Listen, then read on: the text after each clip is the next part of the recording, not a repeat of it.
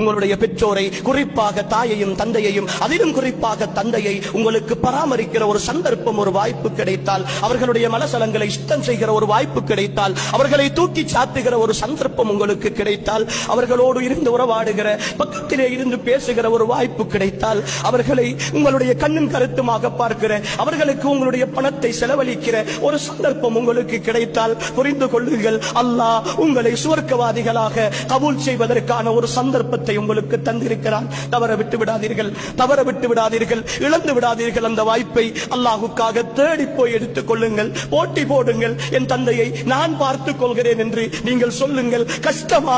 பொறுமையோடு இருங்கள். சிரமமா? வேலை போகிறதா? நேரம் போகிறதா? சம்பாதிப்பதில் சிக்கலா? அல்லாஹ்வுக்காக பொறுமையோடு இருங்கள். இந்த உலகம் முடிந்துவிடும் சகோதரர்களே. பராமரிக்கிற என் தந்தை மௌத்தாகுவதற்கு முன்னால் நான் மௌத்தாகி போவேன். ஆனால் என் கபர் இருக்கிறது, என் மஹ்ஷர் இருக்கிறது, என் ஸிராத் இருக்கிறது, என் சூனம் இருக்கிறது. எனக்காக என் தந்தையையும் தாயையும் நான் பராமரித்ததற்காக, அவர்களுடைய சொல்லை கேட்டதற்காக, அவர்களை கௌரவப்படுத்தியதற்காக, அவர்களை கண்ணியப்படுத்தியதற்காக, எனக்காக என் ரப்பு தயாரித்து வைத்திருக்கிற அத்தனை சந்தோஷங்களும் அவுஸது அபுவாபில் ஜன்னா, சுவர்க்கத்தினுடைய நடுவாசல் எனக்காக என் தந்தையின் மூலம் திறக்கப்பட்டிருக்கிறது. அந்த சந்தோஷத்திற்காக என் ஈமானிய உறவுகளே, பெற்றோர்களை அல்லாஹ்வுக்காக சுமைகளாக நினைத்து விடாதீர்கள்.